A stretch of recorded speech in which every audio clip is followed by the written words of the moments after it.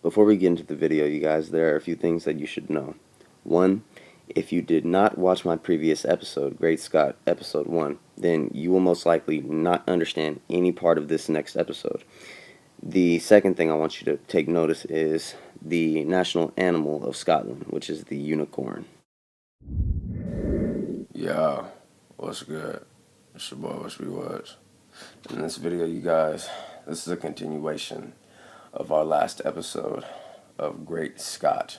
Okay, now throughout the video, I'm going to continue a lot of the clues from not only wondering if Big Smoke and Ryder have anything to do with extra clues, but also why Big can teach us aspects of clues that we never understood from the very beginning. Now, understand, there are several things that I want you to understand about Big, but until then, there's one thing that we will focus on, okay? Now, these things are Spielberg and James L. Brooks, but for now, we will focus on the movie that rivaled Big during 1988, and that was Vice Versa. Now, understand, you guys, there's a reason why every single time I bring up backwards symbolism, I say, and vice versa, okay? You need to understand this was a movie of the same proportions, but we also need to understand why within GTA, they not only mention a universal key like 88, but they also mention an aspect of Disney that we need to understand, that for some reason is tied to a person named Fred. And this is Fred's pictures, okay? So I want you to understand within a nutshell what I mean by this. Fred's, okay, within the logo and the actual outlook on everything that we know to be Fred's is an outlook on Mickey Mouse, okay, and Walt Disney. But when we take into duality of what Fred Quincy, okay, means, at least towards the wiki, they relate it towards Fred Quimby, okay, which is the creator of Tom and Jerry and a lot of other cartoons that have to do with Hanna-Barbera. But this is not Disney, and that's what makes me wonder, why would they closely associate anything that has to do with Fred, okay, with something that has to do with Disney? What's even more interesting about Mr. Mickey Mouse here, yes, Mr. Mickey Mouse, is that he had a 1988 debut and or cameo, and it was tied to a red hair and or the movie called Who Framed Roger Rabbit, okay? So understand, Roger Rabbit, okay, being literally a red-headed hare, okay, they're all tied to aspects of things we need to understand within the mystery. And why the Epsilon bring up a red hare. So now that we understand that Disney has a lot to do with this mystery, and not only Fred, we need to understand an aspect of 88 tied to a Fred, and why Fred is tied to Disney. Mr. Fred Savage, okay? Now, he's best known for the 1988 series, The Wonder Years, okay? But a lot of people don't know that he's tied to this mystery through a lot of his filmography, like his first film, The Boy Who Could Fly, okay? Once again, symbolism, or even Dinosaurs, a fun-filled trip back in time. But understand, in this movie he played a guy named Phil, or Philip, okay? Which is pretty interesting because later on in his life, alright, he was tied to directing a crapload of Disney shows. And one of them was Phil of the Future, okay, tying right back into time travel. He also produced a movie called Blue Mountain State, alright? A movie called Greek, and even ties to aspects of Boy Meets World. Now, what's even more interesting is that on Boy Meets World, where we have Ben Savage, okay? This is Fred Savage's brother. And what team do they love? the Philadelphia Eagles. Like I said, it was all a grand purpose. Now, he's also tied to the Twilight Zone, okay, which ties right back into aspects of actors who have been not only in Lost, but tied to The Rocketeer. He's been in the show Oswald, and he played an octopus, and I made a lot of note in this mystery about the Kraken. He's been in Family Guy. He's been in a show called Generator Rex. He also played in a movie called Mr. Sunshine, okay? And even when we look at certain aspects of a horse in BoJack Horseman, what's very interesting about BoJack Horseman is look who stars in it, Mr. Aaron Paul, tying it right back to certain sources of information. He's also tied to a blue mountain. These are no different, you guys. They are allegories and certain things that we need to pay attention to and why they made them relevant, like Aliens in America or even Always Sunny in Philadelphia. Now, this is Rob McKinley, okay? He is the creator of It's Always Sunny in Philadelphia. And I feel as though we will be coming back to him at some point. But for now, let's stay really close to our subject, which is Fred Savage. Fred is tied to Disney, even when it comes to That's So Raven and why she can look through time through her eyes. Even within looking at Nordic mythology, we can understand that a raven is the pet bird, okay, bird of Odin, the All-Father. I think what's even more interesting is the fact that people forgot the common raven lies within blue eggs. We need to understand clues here deeper than what we ever understood them, like why we have caves and caveman drawings that say praise the sun. He even worked on a show where he produced, okay, co-produced Phil of the Future. Once again, he took aspects of a character that he played in his past, only for it to make sense in a show that he produced, Philip of the Future. And once again, I believe all of this does stem right back to the sun, like it always will be, tying right back to the sun. And maybe, just maybe, Mr. Rob McKinley is a lot more important to this mystery than we ever thought. Okay, so now that we understand for some specific reason, okay, that reference toward Disney and Fred can ultimately stem to aspects of all of the clues that we have saw forth, and then also an aspect of the sun. We will come back to that. Now we are going to stem another branch, okay? Understanding a truth. The truth is the fact that Back to the Future is a big part of this mystery. Whether we like to believe it or not, it is. Okay? It's sought through throughout the entire map. And not only that, there are certain implications to not only the Space Doctor being a DeLorean, but there are also aspects of Omega being, in sorts, a Doc Brown here. Well, that's one aspect of a duality, but we need to understand why we need to pay attention to Doc Brown. Well, more importantly, Christopher Lloyd and his past. Now, aside from him being Doc Brown, we need to understand a big part of the fact that he played in The Seagull, a sea-dwelling bird, okay? And then he played in Total Eclipse, okay? And this started in 1969, okay?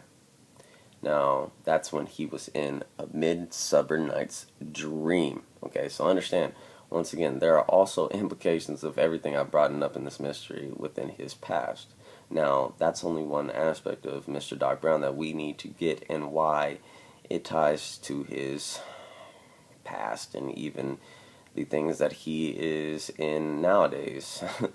And why it would also stem right back to Mr. J.J. Abrams, as he played in the episode The Firefly, okay, on his series Fringe, okay? So understand that J.J. Abrams ultimately stems right back to Doc Brown and even Christopher Lloyd, okay? He was also in an episode of Robot Chicken. More implication to chickens and birds here. We need to understand, once again, the clues are in front of our eyes, and we need to put them in the right order here, okay?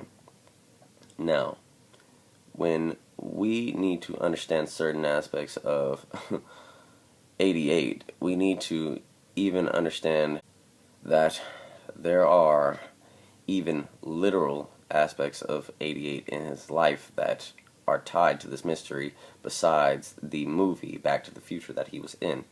And it all ties back to a baseball bat in 8 Men Out. Okay, so realize, once again, another universal tool. 8 tied to 88, okay, and Christopher Lloyd.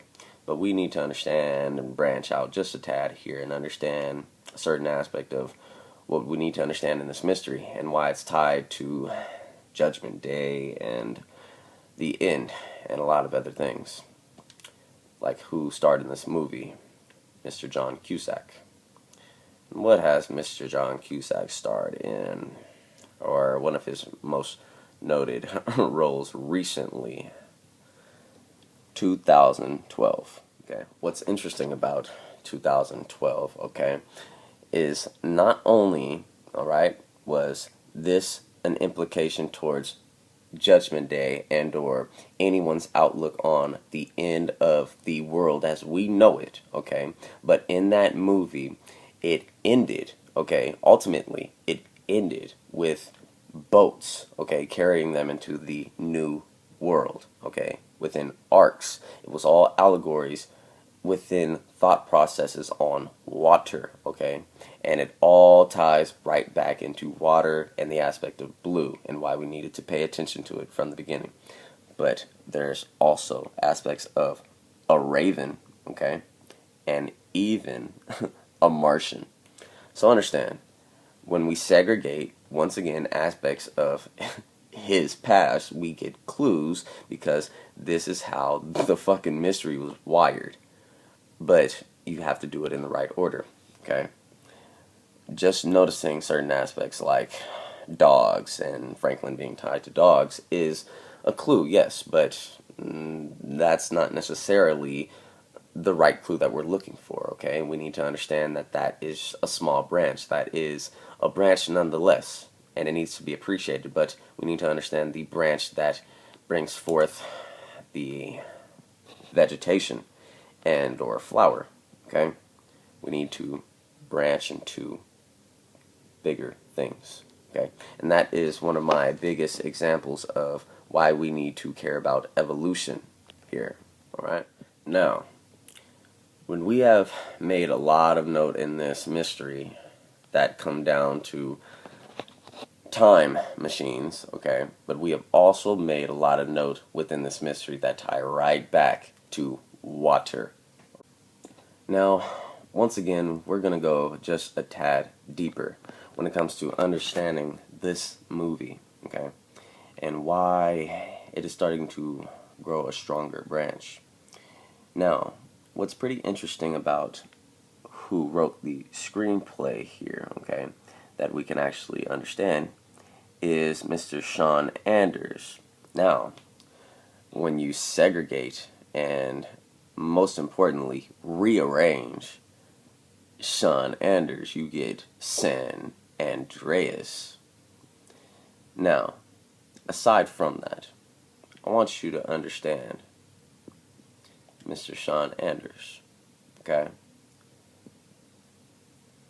They are doing certain aspects of looking at certain movies, okay?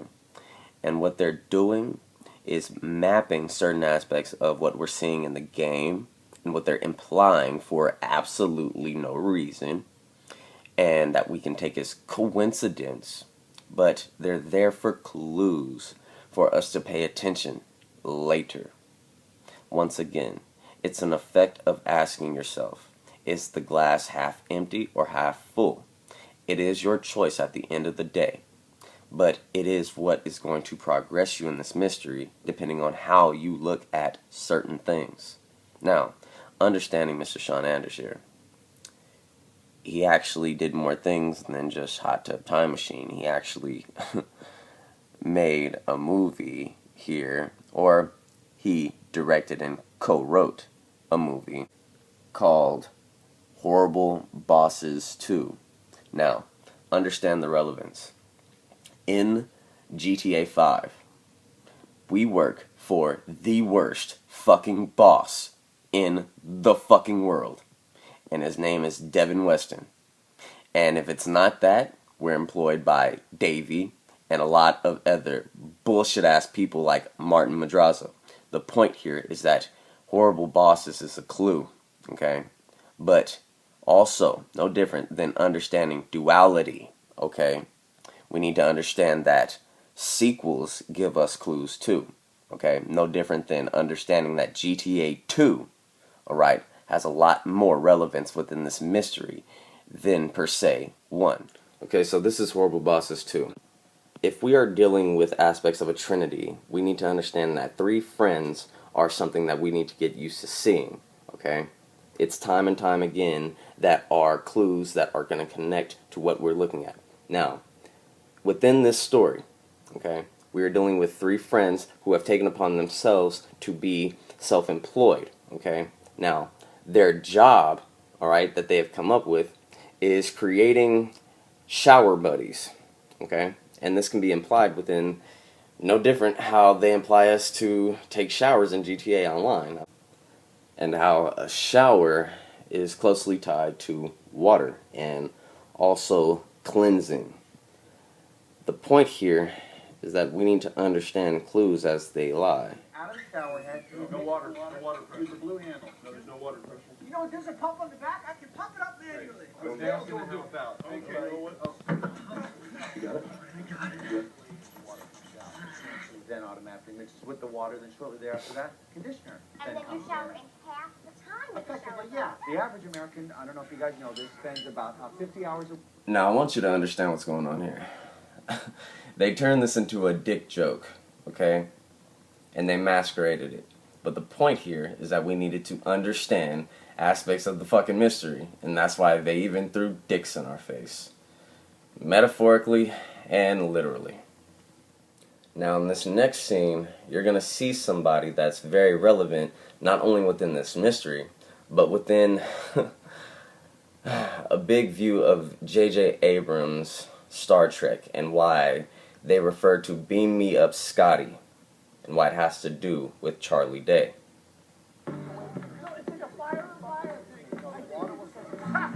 they are. They're my shower buddies. How are you in the flesh? It's just like on that morning show. Now, this man, okay, played Mr. Captain Kirk in the J.J. Abrams directed version of Star Trek. So understand, we are on the right track. Now, I'm going to take you through a few things inside this man's office, okay? And I'm going to show you aspects of things that we've been looking at in this mystery and why they wanted us to pay attention. Not only blue and gold, but also the aspects of the peach from yellow to red, and then vice versa.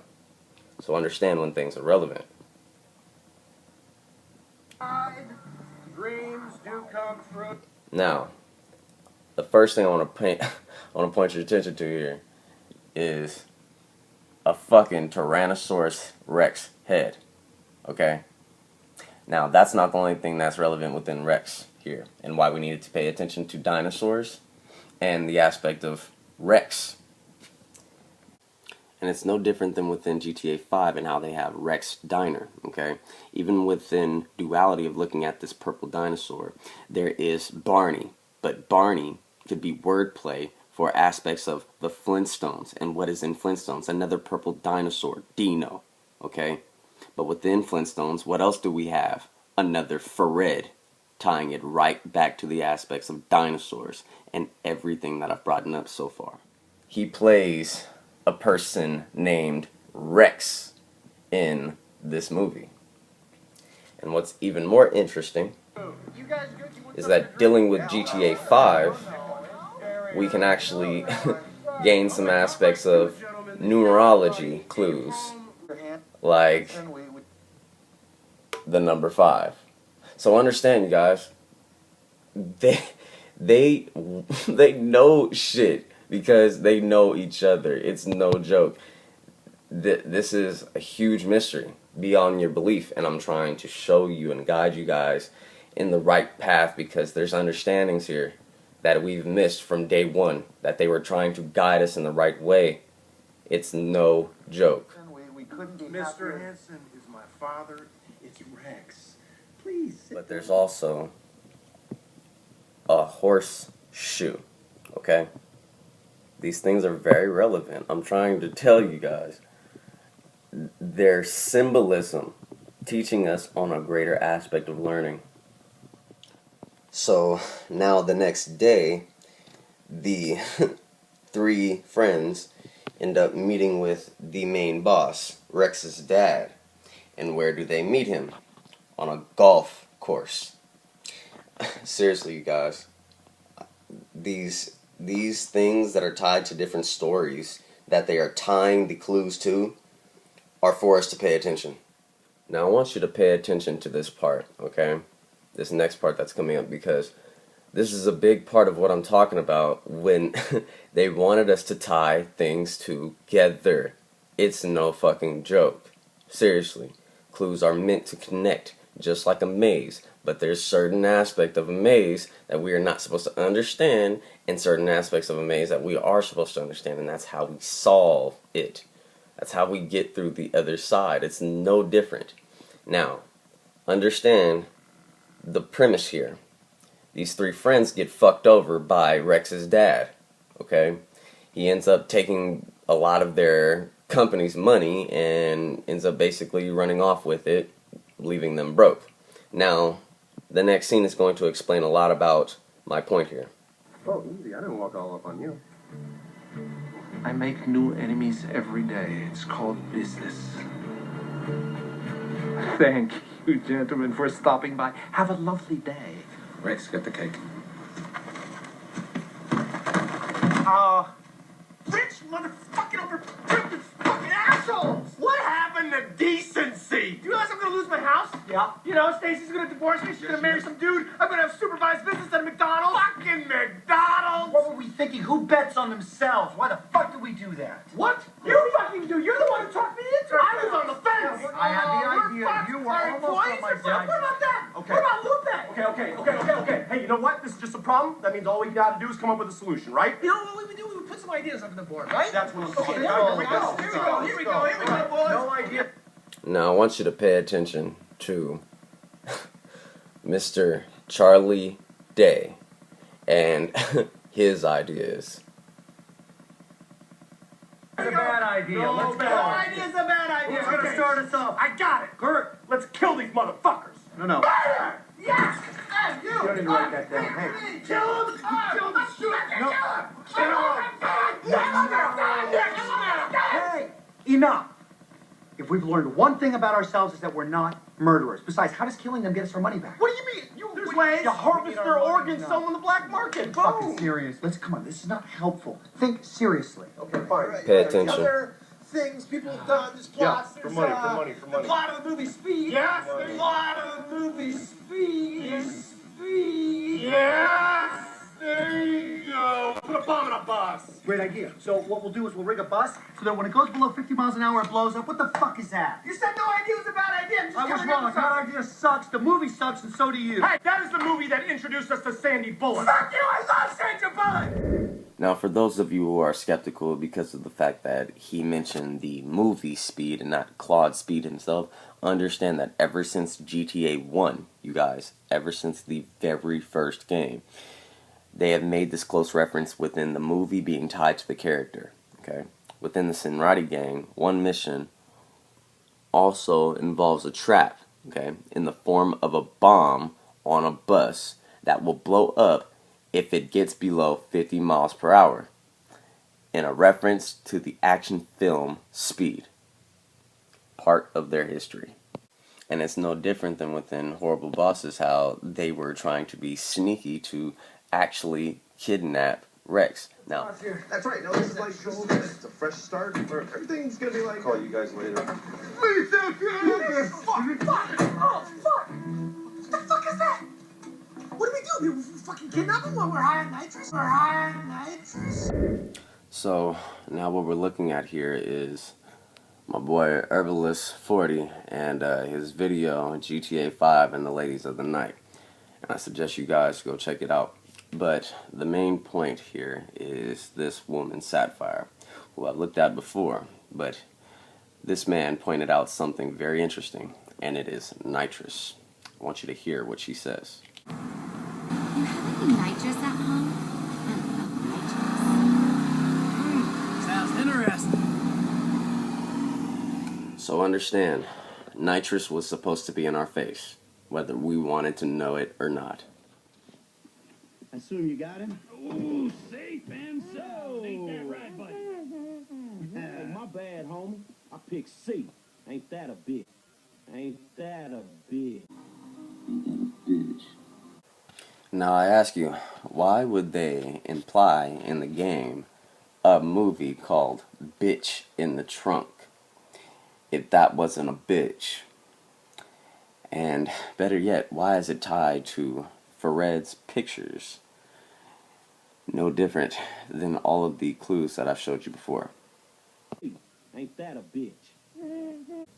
So now understanding that Horrible Bosses 2 has a lot to do with this mystery, we can understand that the stars within this movie have a lot to do with the mystery.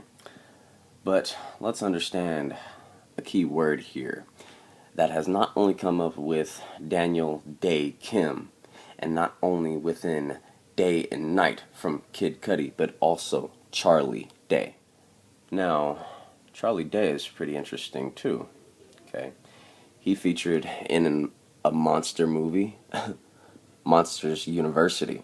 Okay, and he was also in another monster movie that was called Pacific Rim. Okay, now once again, this is all relevant within aspects of the Antichrist and how he is to be a monster. Okay, and no different than within the Kraken and a lot of the folklore that leads through the Kraken. So at this point, I'm pretty sure a few of you are wondering, I think you're going too far, Whispy. I think you're stretching things. You need to understand that even when I bring relevancy to aspects of unicorns, okay, and why Charlie Day is tied to the Lego movie. Now, this is a featurette from the Lego movie, and I want you to understand what I mean by this. In the mystery, okay, I made a lot of relevancy, alright, about the aspect of a unicorn and or one horn being tied to the devil. I have made this note. Okay, I need you to understand where I'm going with this, because the cool part is I haven't even seen this movie, you guys. I'm Princess Unikitty, and I welcome you all to Cloud Cuckoo Land. So there's no signs or anything. Pay attention. How do you even know what not to do? Here in Cloud Cuckoo Land, there are no rules. There's no government, No rules. no babysitters, no bedtimes, no frowny faces, no bushy mustaches, and no negativity of any kind. You just said the word no like 1,000 times. And there's also no consistency. See? Okay, I want you to pay attention to the next part here, okay? Because in this mystery, I have made note for the reptilians, okay, to be tied to aspects of Trevor and evil, but also tied to aspects of the clown and evil, and also Batman. Like 1,000 times. And there's also no consistency. See? Contradictions and Any lies. idea is a good idea, except the not happy ones. Those you push down deep inside where you'll never, ever, ever, ever find them. Kind of reminds you of Trevor, how he's always happy until he gets really, really mad. Must stay positive. Stay positive. Forget it. And then for some reason, That fucking unicorn goes crazy as fuck. And evil. Same allegory, you guys. I want you to pay attention, alright? Because this unicorn antichrist aspect, okay, is hidden throughout different movies. And it ties within a charade of things that are to look fun and honestly like a joke. But they are meant to teach certain aspects of why the unicorn is a big aspect of the antichrist, okay? For one, the fact is that Trevor sees no evil in what he does because everything to him is fun. Everything to him has no consequence. Whatever he does is his law to him. Now understand, once people break that law to him, he gets pissed off and it changes his whole demeanor. He goes from honestly fun-loving to completely pissed off, and he only does this when he sees negativity, and it's no different than within that unicorn wanting to stay positive. Now, this is what I mean. You made me swear. You're crap, Floyd. Crap! You're not a man at all. Bob's right about you. Oh, who's Bob? I want both of you to go now. You and your weird friend. Whoa! Hey! My name is Trevor, sweetheart. I could give a fuck what your fucking name is. I'm not afraid to use this. I'm not. Bob taught me. Fuck Bob! You people are not very fucking nice.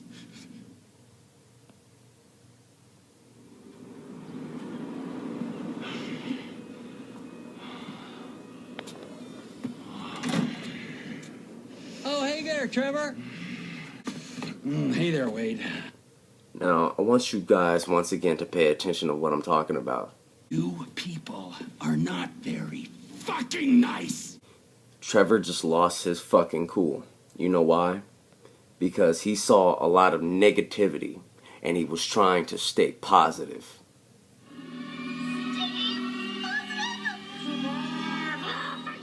And it's very interesting that right after he loses his cool from trying to stay positive, he has to go to the Vanilla Unicorn strip club. Once again, if you think this Lego shit is bullshit, Charlie Day plays Benny, a 1980s something space guy. It's no joke, you guys. He's obsessed with building spaceships. And what's interesting is that in 1988, okay, there was an XT5 and a droid toy. And this is exactly what they look like. And what do you know? It's a flying machine.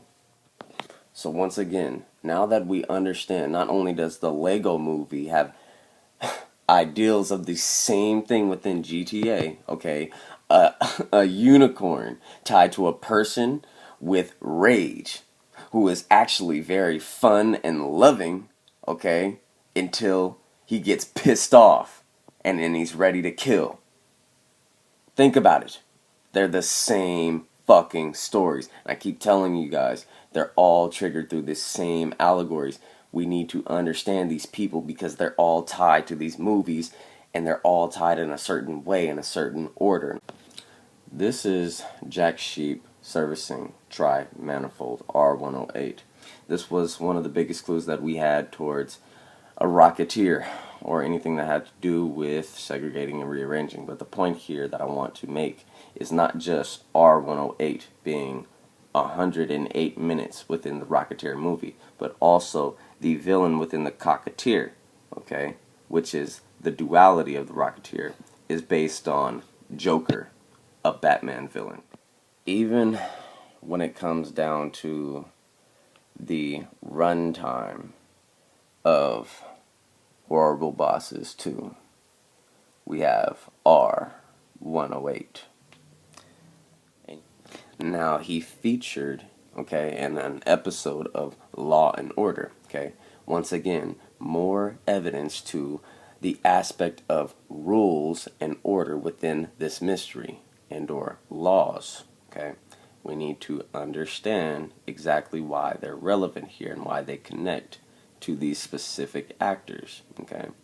Now, one thing that is very relevant within most of these connections are the aspects of Family Guy and even American Dad, where he actually played a meth head, okay?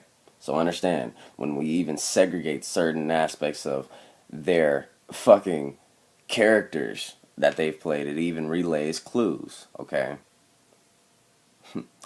Even when we look at the roles like Trevor in his second film. Very interesting. But that's for a later episode. I want you guys to stay a little bit focused and understand why things will ultimately lead us right back to the sun. Once again. Now, through Christopher Lloyd, we understood a web of connections that ultimately led us to another Day, Charlie Day. So now that we've understood Charlie Day, we need to understand once again the source material. Something that is tied to not only Roger Rabbit, okay, a 1988 film that starred Mickey Mouse, but also starred a red hair. Roger Rabbit, okay? It's also tied to Christopher Lloyd. We need to understand not only when things connect, but why things connect. Why they say beam me up Scotty, and why he is tied to being a Klingon in Star Trek III, The Search for Spock. Once again, these clues are multi-spectrumed, and they are meant for a reason. Even the number 88, okay? They were for us to pay attention to the right actors and the right producers and the right directors and this and that and this and that, but we need to do it in the right order. Otherwise, we have nothing. It's no different than Fly Me to the Moon, or even the aspects of A Man on the Moon. But we need to even understand certain clues within the game, like the newscast and why it says Weasel News, okay? And it's always been tied to certain aspects of looking at Doc Brown. But that's neither here nor there. Within David Jones's earliest work, in 1988, he came out with a game called Menace. Now, I think this ties us once again right back into not only Ron Howard, but Christopher Lloyd, and now aspects of a clue that tie right back into David Jones, Dennis the Menace. Ron Howard was in the first adaptation of the live action series, okay? And what's very interesting is that one of the authors of the original, okay, is Ron Ferdinand, okay? Now, Ron, for some reason, keeps showing up. Now, I'm not saying that the game told us to look for Rons, but in a game where they imply Ron literally to have the most knowledge, and they imply Ron to be put in your tank, and they imply Ron for this and that, we need to wonder why Ron, out of all characters, is to be listened to the most. Now, here's honestly why we need to understand certain aspects of Dennis the Menace. Now, his father was an aerospace engineer, okay? And his age was 32, okay? Now, what's even more interesting about Dennis the Menace here, okay, is he has an aunt named Aunt Betty.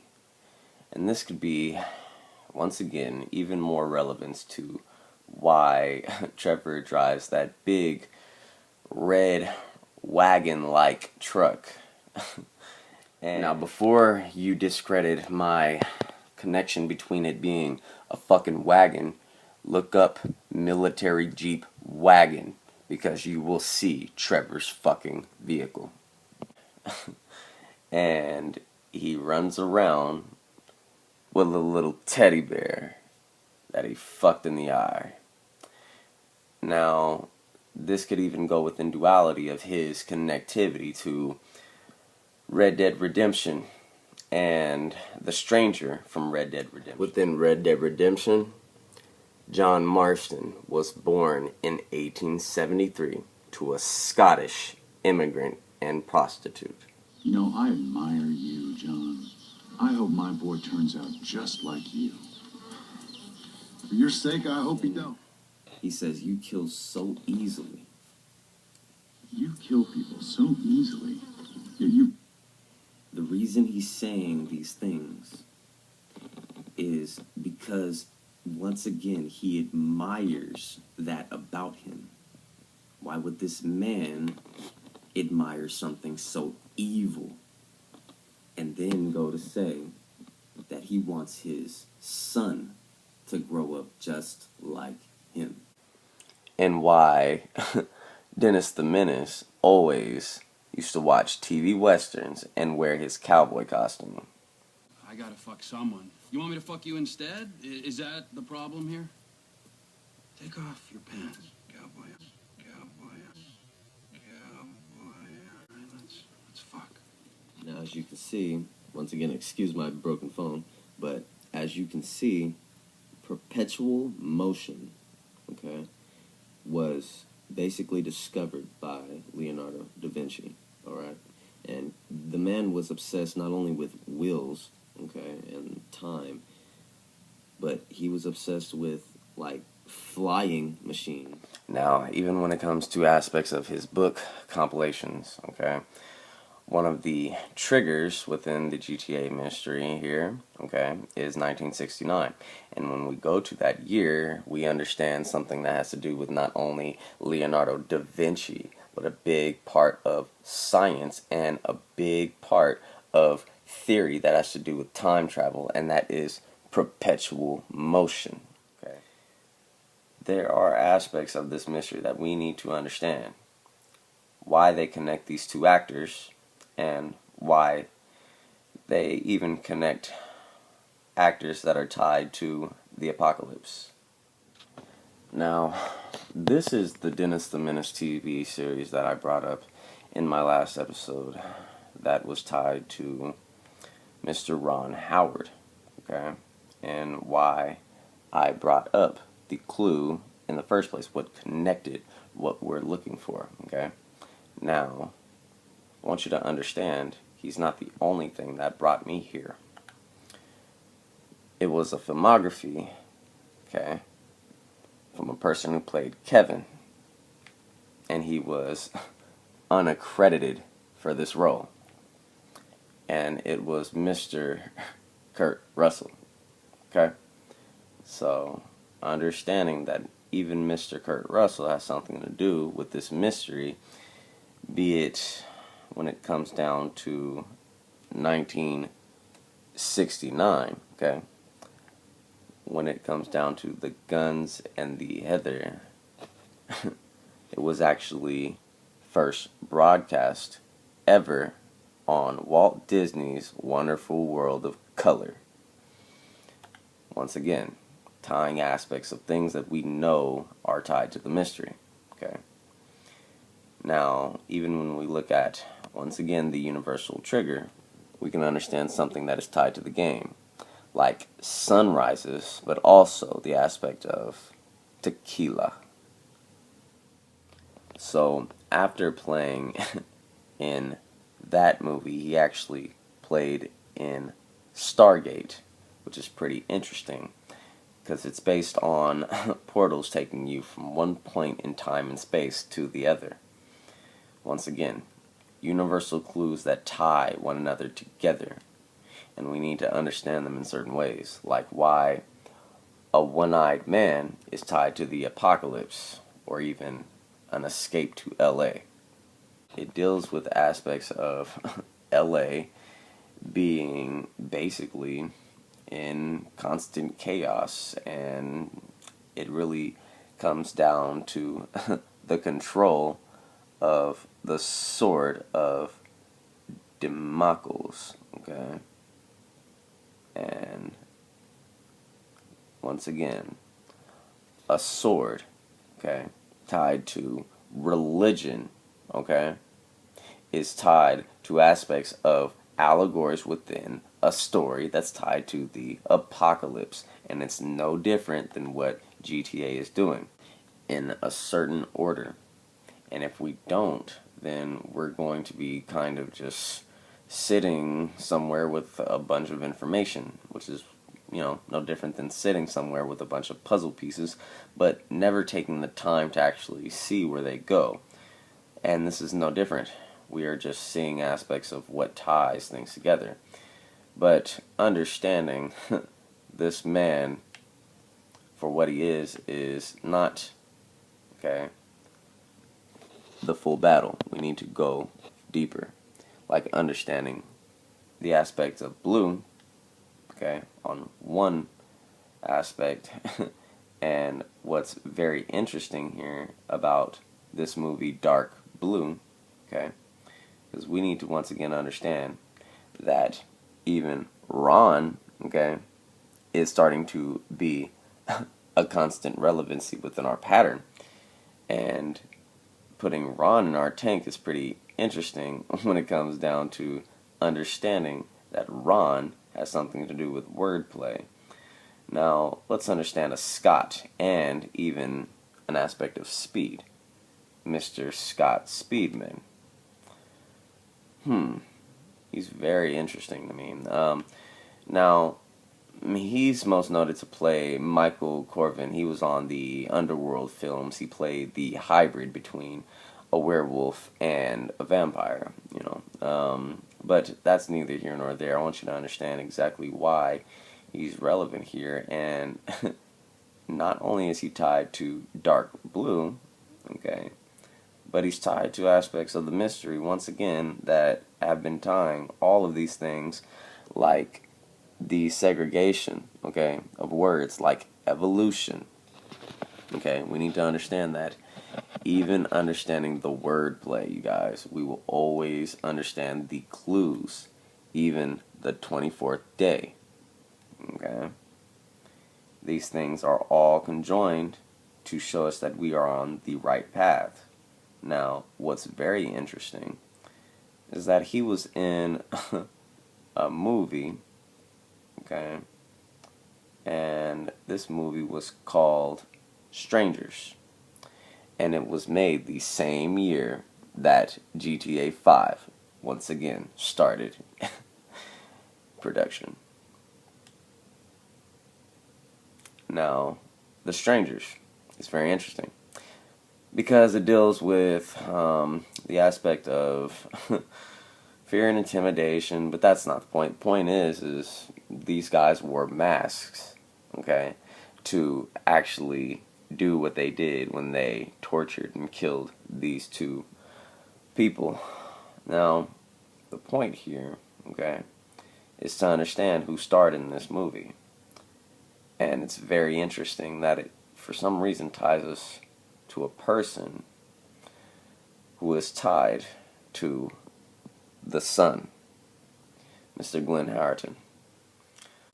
And this is exactly what I mean by understanding clues as they are to conform together so that we can gain the understanding that we need and understand just why the sun is relevant, but also, okay, also why we needed to pay attention to a dentist at some point, regardless of how we understood this mystery. This was going to hit us in the face, okay, whether we liked it or not, to only amount to another dentist that we needed to pay attention to.